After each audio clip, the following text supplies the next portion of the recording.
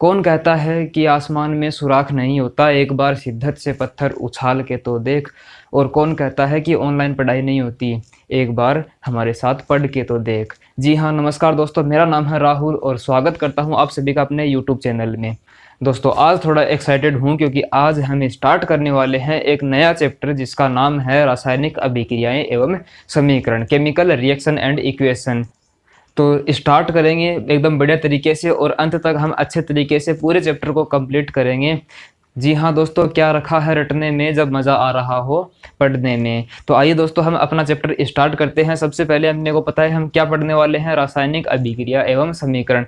सबसे पहले मैं आपको बता देता हूँ कि इस चैप्टर में आप पढ़ोगे क्या क्या। इस चैप्टर में आप देखोगे कि भौतिक और रासायनिक परिवर्तन क्या होते हैं, इनमें क्या अंतर होता है। इसके बाद में आप देखोगे कि रासायनिक अभिक्रिया क्या होती है। इसके बाद में हम ये देखेंगे कि रासायनिक समीकरण को कैसे लिखते हैं और उसको संतुलित कैसे करने हैं, बैलेंस केमिकल इक्वेशन कैसे लिखते हैं वो हम देखेंगे। इसके बाद में हम रासायनिक अभिक्रियाओं के प्रकार देखेंगे कि कितने प्रकार की रासायनिक अभिक्रियाएं हो सकती हैं हमारे चारों ओर। लैब के अंदर जब हम जाते हैं तो किस प्रकार की रासायनिक अभिक्रिया नॉर्मल हम देख सकते हैं। तो इसके अंदर हम 4 मुख्य प्रकार की रासायनिक अभिक्रिया देखेंगे, और भी हैं जिनको हम देखेंगे कौन कौन सी है। एक तो संयोजन अभिक्रिया, वियोजन अभिक्रिया, विस्थापन अभिक्रिया, द्विविस्थापन अभिक्रिया, और इसके बाद में इन्हीं के अंदर हम एक और देखेंगे ऊष्माक्षेपी अभिक्रिया, ऊष्माशोषी अभिक्रिया। अंत में हम देखेंगे ऑक्सीकरण अभिक्रिया, अपचयन अभिक्रिया और रेडॉक्स अभिक्रिया। छोटे छोटे टॉपिक और भी आएंगे, उनको भी हम कवर करेंगे। तो आइए स्टार्ट करते हैं सबसे पहले भौतिक परिवर्तन एवं रासायनिक परिवर्तन के बारे में। तो दोस्तों अब हम देख लेते हैं भौतिक और रासायनिक परिवर्तन के बारे में। सबसे पहले आपसे एक सवाल पूछा जाता है कि बताइए, दूध से दही बनना एक भौतिक परिवर्तन है या रासायनिक परिवर्तन। इसके लिए आपको ये पता होना चाहिए कि भौतिक परिवर्तन किसे कहेंगे और रासायनिक परिवर्तन किसे कहेंगे। इसके अलावा और पूछा जाए पेपर का 2 भागों में टूटना या फिर पेपर का जलना, इसके अलावा बर्फ से पानी बनना या फिर पानी से बर्फ बनना, और जो हम शोषण करते हैं उसके बारे में, इनमें से कौन सा भौतिक परिवर्तन है और कौन सा रासायनिक परिवर्तन है। तो आप कैसे डिफाइन करोगे भौतिक और रासायनिक परिवर्तन को। देखिए, भौतिक परिवर्तन में केवल भौतिक गुणों में परिवर्तन होता है। भौतिक गुण जैसे कि उसका आकार, आमाप, साइज, ये सब जो गुण हैं ये भौतिक गुण बोले जाते हैं। अर्थात भौतिक गुणों में परिवर्तन को भौतिक परिवर्तन कहते हैं। इसके अलावा रासायनिक परिवर्तन किसे कहेंगे। कोई भी नया पदार्थ यदि बनता तो यह रासायनिक परिवर्तन कहा जाता है। अब हम देख सकते हैं कि जो कागज को 2 भागों में हमने तोड़ा है, उसको फाड़ा, तो क्या उसमें कोई नया पदार्थ बना है। नहीं, उसमें कोई नया पदार्थ नहीं बना है, उसमें कागज है और कागज ही रहा वो फाड़ने के बाद में भी। लेकिन यदि बात करें कागज का जलना, उसमें नए पदार्थ के रूप में राख बनी है और जो धुआं है वो बना है। तो नया पदार्थ बना है, इसलिए हम इसको रासायनिक परिवर्तन में शामिल करेंगे। बर्फ से पानी बनना या फिर पानी से बर्फ बनना, इसके अंदर हम बोलेंगे कि यदि हम चाहें, यदि पानी से बर्फ बनी है तो गर्म करने के बाद में बर्फ से पुनः पानी बनाया जा सकता है। इसलिए कोई नया पदार्थ तो नहीं बना, पानी था और पानी ही रहा, बस वो पहले द्रव था फिर ठोस बन गया।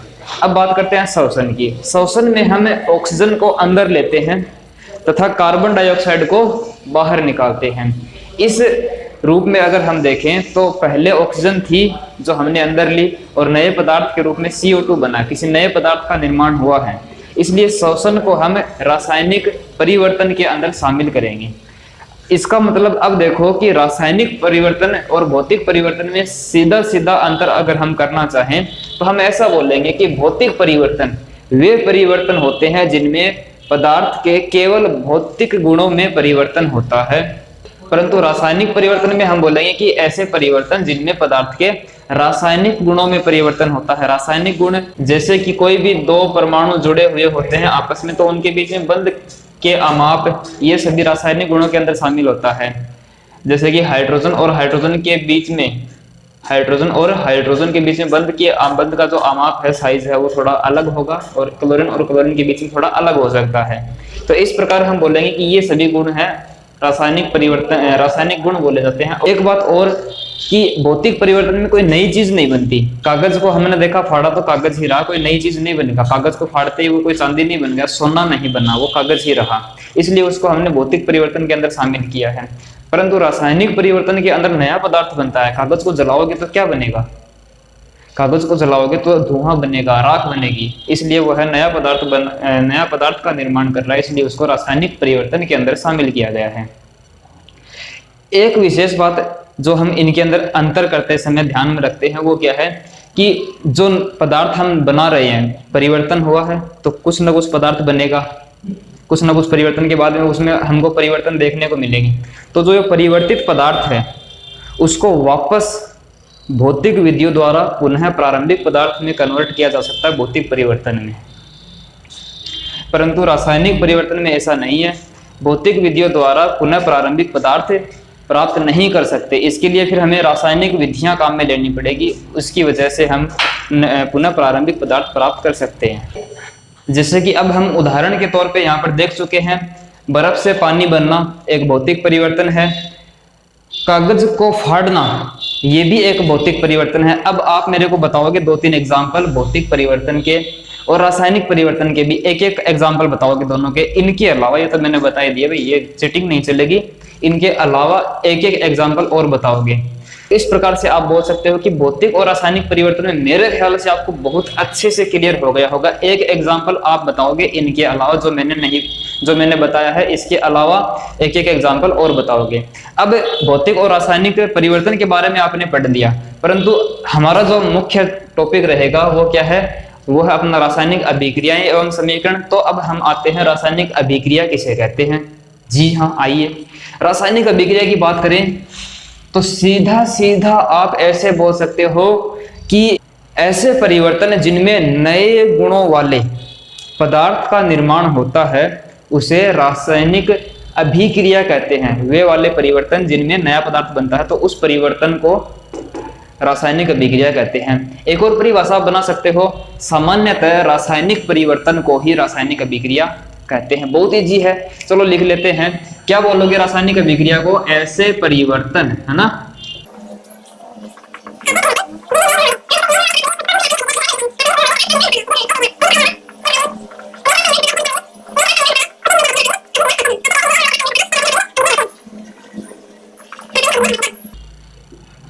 ठीक है, इतनी बात समझ में आ गई। अब एक चीज बताऊं क्या आपको? एक चीज ये है कि रासायनिक अभिक्रिया में 2 प्रकार के शब्द काम में लेते हैं, एक तो अभिकारक और एक उत्पाद। एक तो रिएक्टेंट और एक प्रोडक्ट। रिएक्टेंट क्या होते हैं और प्रोडक्ट क्या होते हैं उनके बारे में देखेंगे अब हम। सबसे पहले हम बात करेंगे अभिकारक की। रासायनिक अभिक्रिया में भाग लेने वाले पदार्थों को अभिकारक कहते हैं। जैसे कि मेरे पास 2 चीजें हैं, एक तो ये और एक ये ढक्कन। इन दोनों को मैंने आपस में लिया है शुरुआती तौर पे। शुरुआत में इन दोनों को लिया और इन दोनों को जोड़ करके एक कंप्लीट मार्कर बना दिया। तो ये दोनों जो पदार्थ शुरुआत में काम आ रहे हैं, जो दोनों जुड़ करके आपस में नई चीज का निर्माण कर रहे हैं, तो जो पदार्थ रासायनिक अभिक्रिया में भाग लेते हैं उनको हम क्या कहते हैं? अभिकारक कहते हैं। और रासायनिक अभिक्रिया के फलस्वरूप जिस पदार्थ का निर्माण होता है उसको हम क्या बोलते हैं? उत्पाद बोलते हैं। इतनी बात समझ में आ गई होगी मेरे ख्याल से। तो क्या बोलोगे? वे पदार्थ जो रासायनिक अभिक्रिया में भाग लेते हैं उन्हें हम क्या कहते हैं? उन्हें अभिकारक कहते हैं। और बात करेंगे अब हम उत्पाद की, तो उत्पाद किसे कहेंगे भाई? उत्पाद सीधी सी बात है, ऐसे पदार्थ जिनका निर्माण रासायनिक अभिक्रिया के फलस्वरूप होता है। तो जिनका निर्माण होता है ना, उनको हम उत्पाद बोलते हैं। जिनका निर्माण रासायनिक अभिक्रिया में होता है उनको हम क्या कहते हैं? उत्पाद कहते हैं। ठीक है, इतनी बात आपको समझ में आ गई होगी, अच्छे से समझ में आ गई होगी। ठीक है, तो मजा आ रहा होगा पढ़ने में, समझ में भी आ रहा होगा। और भी आगे हम बढ़िया बढ़िया तरीके से पढ़ेंगे, बहुत इंटरेस्टिंग बातें हैं वो भी करेंगे। मजे से पढ़ेंगे, टेंशन नहीं लेनी है, माइंड पे लोड नहीं लेना है, आराम से पढ़ो, कोई चीज नहीं है, हर चीज को समझेंगे। अब हम देखते हैं रासायनिक अभिक्रिया के परीक्षण के लिए आप क्या करोगे। नंबर 1, यदि रंग में परिवर्तन हो रहा है तो आप क्या बोलोगे, रासायनिक अभिक्रिया हो रही है। अच्छा, और बताओ सर जी। अगर गंध में परिवर्तन हो रहा है तो आप बोलोगे रासायनिक अभिक्रिया हो रही है। ओहो, ये बात है क्या सर? चलो ठीक है, गंध में स्मेल सूंघ करके देख लेंगे। बदबू आती है कभी कभी आपको, गंध आती है कभी? नाली होती है ना, नाली जो पुरानी नाली होती है वहां से पानी इकट्ठा रहता है, वहां पर गंध आती है आपको कभी? अजीब सी गंध, अच्छी गंध आती है, सुंदर थोड़ी ना होती है, अच्छी गंध आती है, फिर बुरी आती है, बुरी गंध आती है। तो वो गंध आ रही है मतलब पानी के गंध में परिवर्तन हो गया। इसका मतलब क्या हुआ है, उस पानी के अंदर कुछ ना कुछ रासायनिक अभिक्रिया संपन्न हुई है, इसीलिए वो गंध में परिवर्तन हो रहा है। इसके अलावा रंग में परिवर्तन की बात करें तो कॉपर सल्फेट आता, मार्केट में मिलता है कॉपर सल्फेट, उसको पानी में घोल लो, नीला नीला सा कलर उसका होगा। जैसे ही आप उसके अंदर कोई भी मेटल डाल दो, धातु डाल दो, जिंक डाल दो, लोहा डाल दो, तो आप देखोगे उसका रंग है वो चेंज हो जाता है ना। तो चेंज हो गया, रंग में परिवर्तन हो गया, तो मतलब हम बोलोगे कि कॉपर सल्फेट के विलयन में धातु डालने पर जो परिवर्तन हुआ है वो एक रासायनिक परिवर्तन है, अर्थात वहां पे रासायनिक अभिक्रिया संपन्न हुई है। एक और मैंने बताया कि तापमान में परिवर्तन, तापमान में भी परिवर्तन हो सकता है। अगर हम कोई भी अम्ल ले लें, HCl अम्ल, और उसके अंदर हम कोई क्षार मिला रहे हैं, बेस मिला रहे हैं, तो आप देखोगे कि टेस्ट ट्यूब है वो थोड़ी गर्म हो जाती है। अंतिम अपना है वो है अवस्था में परिवर्तन। क्या है? अवस्था में परिवर्तन। यदि अवस्था में कोई परिवर्तन हो रहा है तो वहां पर भी रासायनिक अभिक्रिया संपन्न हो रही होती है। इस प्रकार से आप परीक्षण कर सकते हो, रासायनिक अभिक्रिया का परीक्षण। ठीक है, तो मेरे ख्याल से यहाँ तक तो बातें आपको सारी की सारी समझ में आ गई होगी। आगे हम पढ़ेंगे ये जो रासायनिक अभिक्रियाएं होती हैं इनको लिखना सीखेंगे कि रासायनिक अभिक्रियाओं को कैसे लिखते हैं, रासायनिक समीकरण कैसे बनाते हैं, और फिर समीकरण को संतुलित रासायनिक समीकरण कैसे लिखते हैं। पहला चरण है अभिकारक को लेफ्ट साइड में लिखकर एरो का साइन लगाते हैं, और देन उसके बाद प्रोडक्ट को, उत्पाद को दाईं ओर लिखते हैं। दूसरा चरण है यदि अभिकारक और उत्पाद 2 या 2 से अधिक है, मोर देन 2 है, तो उनके बीच में प्लस का चिन्ह लगाते हैं, प्लस का साइन लगाते हैं। तीसरा चरण है कि इस प्रकार प्राप्त समीकरण को हिट एंड ट्रायल विधि से हम संतुलित करते हैं, बैलेंस करते हैं। अभिक्रिया को संतुलित करने के बाद हम फिजिकल स्टेट अर्थात भौतिक अवस्था लिखते हैं अभिकारक और उत्पाद की। यदि पदार्थ ठोस अवस्था में है, सॉलिड है, तो उसके लिए S, लिक्विड अर्थात द्रव है तो उसके लिए L, और गैसीय अवस्था में है तो उसके लिए G लिखते हैं। यदि पदार्थ जलीय विलयन के रूप में है तो उसके लिए AQ ब्रैकेट में AQ लिखते हैं। यदि अभिक्रिया उत्क्रमणीय है मतलब रिवर्सिएबल है तो उसके लिए हम इस प्रकार डबल हेडेड एरो का यूज़ करते हैं। अब यदि अभिक्रिया में ताप व दाब की आवश्यकता पड़ी है तो हम ताप व दाब को जो एरो का चिन्ह है, एरो का साइन है, उसके ऊपर दर्शाते हैं, शो करते हैं। और यदि अभिक्रिया में उत्प्रेरक मतलब कैटलिस्ट भी यूज हुए हैं तो उनको भी एरो के ऊपर ही हम लिखते हैं। एग्जाम्पल के तौर पर अगर हम बात करें, SO2 ने ऑक्सीजन के साथ में रिएक्शन करी है और नाइट्रस ऑक्साइड की प्रेजेंस है, यहाँ पर कैटलिस्ट बोला जाएगा ये, तो SO3 फॉर्म। मज़ेदार बात तो देखो दोस्तों ये है कि इसके अंदर SO2, ऑक्सीजन, नाइट्रस ऑक्साइड और SO3 सभी के सभी गैसीय अवस्था में ही है, परंतु हमेशा ऐसा नहीं होगा। कुछ पदार्थ सॉलिड अवस्था में भी मिलेंगे, द्रव अवस्था में भी मिलेंगे और एक्वस फॉर्म में भी अपने को मिलने वाले हैं। उम्मीद है दोस्तों आपको रासायनिक समीकरण लिखना आ गया होगा। कोई भी सवाल, कोई भी समस्या है तो आप कमेंट बॉक्स में नीचे लिख सकते हैं। अब देखिए कि रासायनिक अभिक्रिया होती है उसको हम लिखते कैसे हैं। रासायनिक अभिक्रिया को दोस्तों हम 2 तरीके से लिख सकते हैं। अब 2 तरीके कौन कौन से हैं? सबसे पहला तरीका अपने पास है वो है शब्द समीकरण, मतलब वर्ड इक्वेशन के फॉर्म में आप लिख सकते हो उसको। दूसरा तरीका है वो है रासायनिक समीकरण के तौर पर आप लिख सकते हो, केमिकल इक्वेशन की फॉर्म में आप उसको लिख सकते हो। तो सबसे पहले बात करते हैं कि ये शब्द समीकरण क्या होता है भाई। शब्द समीकरण आपको पता है कि सबसे पहले कोई भी रिएक्शन होती है तो हम उसको सेंटेंस की फॉर्म में बोलते हैं।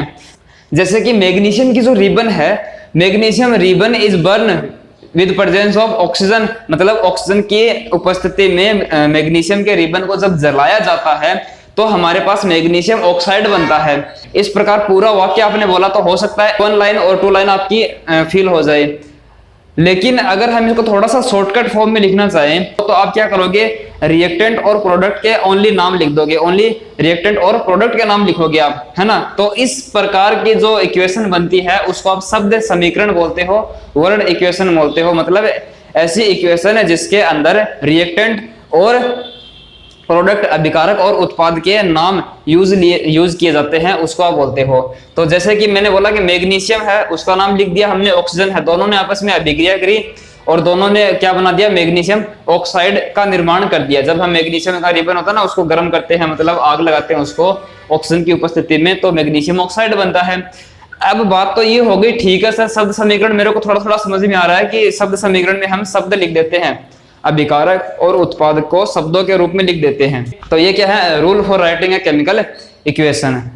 अब हम बात कर लेते हैं दूसरे तरीके की। दो प्रकार से हम रासायनिक अभिक्रिया को लिख सकते हैं, शब्द समीकरण के रूप में और रासायनिक समीकरण के रूप में। रासायनिक समीकरण के रूप में आप कैसे लिखोगे, रासायनिक समीकरण में सीधी सी बात है कि अभिकारक और उत्पाद को उनके प्रतीक, सिंबल की फॉर्म में हम लिखते हैं। सबको पता है कि हम कोई भी तत्व होता है उसके लिए कोई ना कोई सिंबल हमारी आवर्त सारणी में होता है। सिंबल आपको पता है कि हम जब पीरियोडिक टेबल पढ़ते हैं तो उसके अंदर हर एक एलिमेंट के लिए एक सिंबल जरूर है। जैसे कि मैग्नीशियम के लिए Mg सिंबल होता है, ऑक्सीजन के लिए सिंबल यूज किया गया है O, आयरन लोहे के लिए Fe यूज किया गया है, हाइड्रोजन के लिए आपको पता है H यूज किया गया है। तो इस प्रकार से सिंबल होते हैं किसी भी एलिमेंट को प्रेजेंट करने के लिए, शो करने के लिए, ठीक है।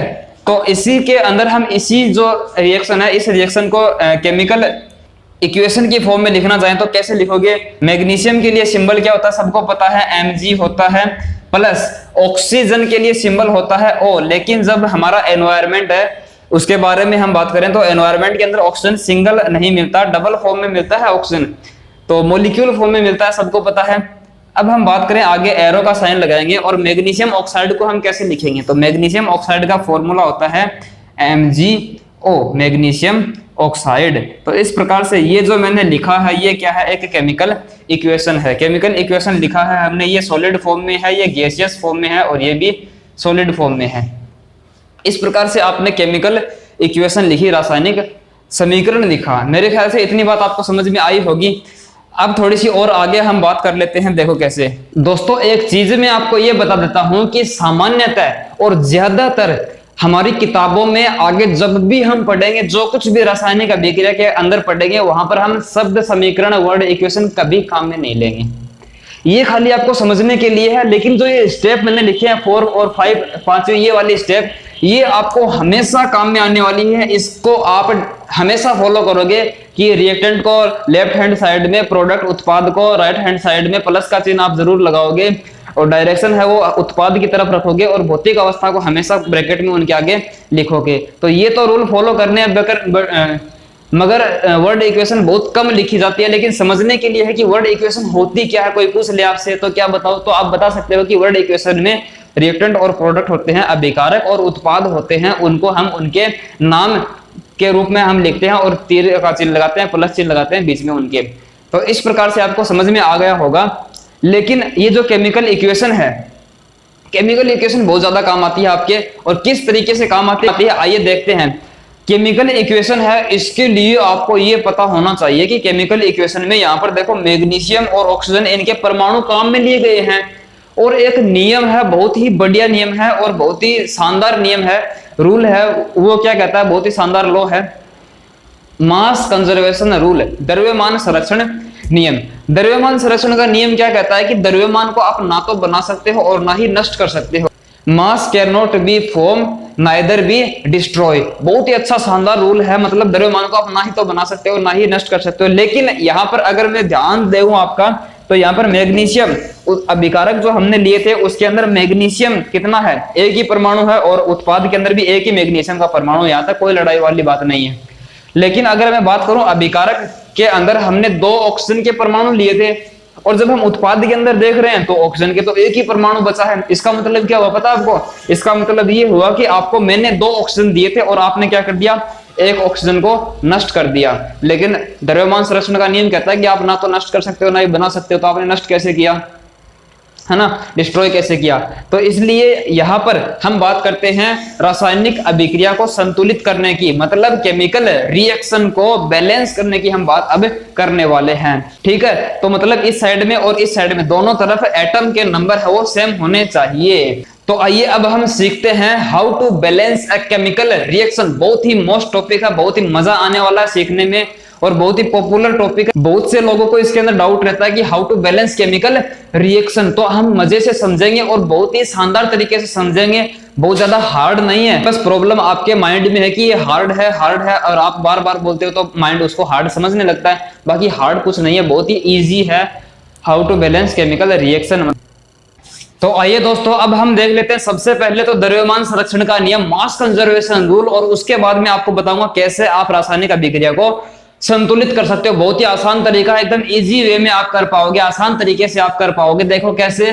मास कंजर्वेशन रूल क्या बोलता है, द्रव्यमान संरक्षण नियम क्या बोलता है कि किसी भी अभिक्रिया में कोई भी तत्व है उसके परमाणुओं की जो संख्या है अभिक्रिया से पहले और अभिक्रिया से बाद में समान रहती है ना। किसी अभिक्रिया में किसी तत्व के परमाणु की संख्या अभिक्रिया से पहले तथा अभिक्रिया के बाद में समान रहती है। इंग्लिश मीडियम वाले क्या बोलेंगे, the number of atom of each element remain the same before and after the chemical reaction. ठीक है, ये तो हो गया मास कंजर्वेशन रूल। अब बात आती है समीकरण को संतुलित करना, बैलेंस द केमिकल इक्वेशन। तो बैलेंस कैसे करेंगे, इसके लिए अपने को एक एग्जांपल लेना पड़ेगा और एग्जांपल के थ्रू हमको समझना पड़ेगा। एग्जांपल क्या लेते हैं कि सबको पता है जब आयरन होता है ना, आयरन लोहा, आयरन का सिंबल सबको पता है Fe होता है। जब आयरन को हम जल के साथ में अभिक्रिया करवाते हैं तो आयरन का ऑक्साइड बनता है, लोहे का ऑक्साइड बनता है Fe3O4, ये बनता है और साथ में हाइड्रोजन गैस रिलीज होती है। अब मैंने इसको किसकी फॉर्म में लिखा, सेंटेंस फॉर्म में वर्ड इक्वेशन लिखी है या फिर केमिकल इक्वेशन लिखी है? मैंने ये केमिकल इक्वेशन लिखी है। क्यों? क्योंकि मैंने अभिक्रिया में प्रयुक्त होने वाले अभिकारकों और उत्पादों को उनके प्रतीक के रूप में लिखा है, इसलिए ये क्या है, रासायनिक समीकरण है। लेकिन ये संतुलित नहीं है। संतुलित क्यों नहीं है? क्योंकि हमको पता आयरन लोहे का एक परमाणु है इस साइड में, तो लेकिन उस साइड में कितने हो गए, 3, कितने 3 हो गए। इसका मतलब क्या हुआ, आपने जो 2 एक्स्ट्रा परमाणु एटम फॉर्म कर दिए, बना दिए किसके, आयरन के। और ऑक्सीजन की हम बात करें, ऑक्सीजन के इधर एक ही है और आपने उधर कितने बना दिए, 3 और बना दिए, 4 हो गए, उधर 4 हो गए। हाइड्रोजन का एटम तो ठीक है सेम है, लेकिन ये जो अनबैलेंस सिस्टम हुआ है अपना, उसको हम बैलेंस करना सीखेंगे। कैसे हम बैलेंस करें अभी इसको, तो इसके लिए मैंने कुछ स्टेप्स लिखे यहाँ पर। उन स्टेप्स को हम फॉलो करेंगे और फॉलो करके आप बताओगे कि कैसे इसको एक बैलेंस केमिकल इक्वेशन के अंदर कन्वर्ट करना है। सबसे पहले आप क्या करोगे, जितने भी अपने पास रिएक्टेंट और प्रोडक्ट हैं उनके जो फॉर्मूले हैं उनके चारों तरफ एक बॉक्स बनाओगे। क्या बनाओगे, बॉक्स बना दोगे। सर बना दिया, स्टेप फर्स्ट हमने फॉलो कर ली और बॉक्स बना दिया। सेकंड स्टेप बताओ क्या करना है, एटम के नंबर आपको काउंट करने हैं। नंबर आप काउंट कर दो। कैसे काउंट करोगे, आयरन के इधर 1 है और उधर 3 है, ठीक है, और हाइड्रोजन के इधर 2 उधर 2, ऑक्सीजन के नंबर इधर 1 और उधर 4। इस टाइप से हमने काउंट कर लिया। मतलब बैलेंस तो नहीं है। काउंट करने का मतलब क्या है, गिनने का मतलब क्या है कि देखना है कि बैलेंस है या नहीं। पता चले कि दोनों तरफ बैलेंस है तो फिर भी आप लगे रहे हो, तो ऐसा नहीं करना, काउंट करके देख लेना पहले। अगर बैलेंस नहीं तो फिर बैलेंस करना है। मैक्सिमम नंबर ऑफ एटम को संतुलित करना है सबसे पहले। थर्ड जो अपनी स्टेप होगी वो क्या होगी, मैक्सिमम नंबर ऑफ एटम, मतलब जो परमाणु है सबसे ज्यादा परमाणु किसके हैं, तो उसको आप सबसे पहले बैलेंस करोगे। मेरे को सबसे ज्यादा परमाणु यहाँ पर ऑक्सीजन के दिख रहे हैं, इधर 4 है और इधर ओनली 1 है। तो इसको ऑक्सीजन को 4 करने के लिए मल्टीप्लाई करना पड़ेगा किसी नंबर से। अगर मैं बोलूं ये 1 है और इधर क्या है, 4 है, इस 1 को 4 बनाने के लिए क्या करना पड़ेगा, मेरे को 4 से मल्टीप्लाई करना पड़ेगा। तो ये भी 4 हो जाएगा और ये भी 4 हो जाएगा, ठीक है। तो इसका मतलब मैं क्या करने वाला हूं, अब इसको 4 से मल्टीप्लाई करूंगा। क्या करूंगा, 4 से मल्टीप्लाई करूंगा और ऑक्सीजन के एटम कितने हो जाएंगे, 4 हो जाएंगे। अब हम बात करते हैं इस साइड में, इनको सेम टू सेम रहने देंगे एक बार, क्योंकि ऑक्सीजन का मैक्सिमम नंबर है, उसको हमने बैलेंस कर दिया। लेकिन एक चीज मैं यहाँ पर देख रहा हूं, हाइड्रोजन जैसे ही मैंने 4 से मल्टीप्लाई किया तो 4 ओनली ऑक्सीजन से तो होगा नहीं, ये हाइड्रोजन से भी मल्टीप्लाई होगा। तो हाइड्रोजन के एटम कितने हो जाएंगे, देखो ये कैसे मल्टीप्लाई होते हैं, नीचे वाली संख्या है इससे मल्टीप्लाई होती है। 4 × 2 कितना होता है, सबको पता 8 होता है। तो हाइड्रोजन के कितने एटम हो गए, ये 4 इस 2 से मल्टीप्लाई होता है। एक बार ध्यान से देखो, अगर कोई परमाणु है इस टाइप से और यहाँ पर हम इसको मल्टीप्लाई करते हैं तो ये नंबर इससे वाले से भी मल्टीप्लाई होता है और टोटल नंबर ऑफ हाइड्रोजन आ जाते हैं 4 × 2 = 8, इस टाइप से आते हैं। तो हाइड्रोजन के एटम हो गए 8, लेकिन इस साइड में कितने हैं, इस साइड में तो ओनली 2 ही है, तो इनको भी ऐड करना पड़ेगा। 2 परमाणु हाइड्रोजन के, उनको 8 बनाने के लिए आप 4 से गुणा करोगे तभी तो होगा, है ना। तो इसको मैं अगर 4 से गुणा कर दूं हाइड्रोजन वाले को, तो दोनों तरफ हाइड्रोजन के जो परमाणु है वो सेम हो जाएंगे कि नहीं हो जाएंगे, मेरे को बताओ आप देख करके एक बार। अगर मैं बोलूं कि मैं इसको 4 से मल्टीप्लाई कर दूं तो हाइड्रोजन के जो एटम है, परमाणु है, 2 × 4 8 हो जाएंगे, 2 × 4 क्या हो जाएंगे, 8 हो जाएंगे। ठीक है, ऑक्सीजन और हाइड्रोजन को हमने संतुलित कर लिया। आयरन की हम बात करें तो आयरन के नंबर हम काउंट करें, देखो इसके अंदर ऑक्सीजन के नंबर बराबर हो गए और हाइड्रोजन के नंबर बराबर हो गए। बच गया कौन, आयरन बच गया बेचारा, इसने कौन सा पाप किया, इसको भी बराबर करो। इधर हम आयरन के टोटल नंबर देख रहे हैं, आयरन के कितने हैं, 3 है, और इस साइड में नंबर कितने हैं, ओनली 1 है। तो इसको 3 करने के लिए कितने से मल्टीप्लाई करें, हाँ शाबाश, 3 से मल्टीप्लाई हम करेंगे। अब इस तरीके से जब आप देख रहे हो तो सभी के नंबर बराबर हो गए हैं, मैक्सिमम नंबर को हमने संतुलित कर दिया। और बाद में 4th और 5th स्टेज जो अपनी बुक में दे रखी है, इनको अलग अलग करके दे रखा है। पहले हाइड्रोजन को बैलेंस किया, बाद में आयरन को बैलेंस किया, जो बच गया लास्ट में उसको। तो मैंने क्या बोला, 4 और 5 दोनों को हम क्या करेंगे, साथ में लिख लेते हैं। अदर एटम जो बच गए, ऑक्सीजन के अलावा जो एटम बच गए, उनको हम अदर में शामिल कर लेते हैं। हाइड्रोजन और आयरन को अदर में शामिल करके उनको बैलेंस कर दिया हमने, अच्छी बात है। Remove box and check the correctness. अब ये जो बॉक्स आपने बनाए हैं इनको हटा दो और चेक करो कि करेक्ट है कि नहीं दोनों तरफ। तो देखो मैं क्या कर रहा हूँ, बॉक्स को हटा दे रहा हूँ और 4H2O = Fe3O4 + 4H2, और इनके अंदर एटम काउंट कर लो, करेक्टनेस उसको हम काउंट कर ले। इधर आयरन के एटम 3 है, इधर भी 3 है। हाइड्रोजन के एटम कितने हो गए, 4 दूनी 8, और इधर भी हाइड्रोजन के एटम 4 × 2 8। ऑक्सीजन के नंबर हम बात करें तो इधर 4 हैं, ठीक है, ये 4 सभी से मल्टीप्लाई होगा भाई, हाइड्रोजन से और ऑक्सीजन से। तो 4 ऑक्सीजन है इस साइड में और इस साइड में भी कितने हैं, 4 है। तो करेक्टनेस की हमने जांच कर ली, टेस्ट कर लिया, ठीक है, चेक कर लिया। तो अब हम सिंबल्स का यूज करेंगे ऑफ भौतिक अवस्था, मतलब भौतिक अवस्था के जो प्रतीक होते हैं उनको हम काम में लेते हैं। सबको पता है कि आयरन होता है वो ठोस अवस्था में मिलता है भाई, आपको क्या मिलता है, सॉलिड स्टेट में मिलता है। और सबको ये भी पता है कि जो वाटर होता है, पानी होता है, वो लिक्विड स्टेट में मिलता है अपने को। और जो आयरन ऑक्साइड बनेगा ये मैं आपको बता देता हूँ, ये सॉलिड अवस्था में मिलने वाला है अपने को। और हाइड्रोजन तो सबको पता है क्या होती है, एक गैस होती है। क्या होती है, गैस होती है। तो इनके सिंबल मैंने लिख दिए। तो इस प्रकार से जो बैलेंस केमिकल इक्वेशन बननी है अपनी, वो क्या हो गई, ये वाली। ये क्या है, एक बैलेंस केमिकल इक्वेशन है, इससे हमने ये बनाया है, ठीक है। तो समझ में सबको आ गया होगा मेरे ख्याल से। बस करना कुछ नहीं है, इसको हमने वापस से वही लिखा है, बॉक्स को हटा करके लिख दिया और इनके भौतिक जो प्रतीक हैं वो हमने लिख दिए। तो ठीक है बाबू, मेरे दोस्त मेरे, आपने क्या कर दिया, इस चीज को बैलेंस करना सीख लिया। बॉक्स बनाया है, सबसे ज्यादा नंबर वाले को बैलेंस किया, फिर बाकी वालों को बैलेंस किया, बॉक्स को हटाया और फिजिकल स्टेट भौतिक अवस्था आपने लिख दी, सॉलिड, लिक्विड और गैस। एक और एग्जांपल मैं आपको बता देता हूं जिससे को अच्छी तरह से आपको समझ में आ जाएगा। और उसके बाद में आपको एक एग्जाम्पल मैं दूंगा होमवर्क के लिए और आपको उसको करना है और कमेंट में उसके लिए बताना है किस टाइप से आप उसको बैलेंस करोगे। अभी थोड़ी देर पहले आपने देखा था कि मैग्नीशियम को आपने ऑक्सीजन की उपस्थिति में जलाया था और मैग्नीशियम ऑक्साइड बना था।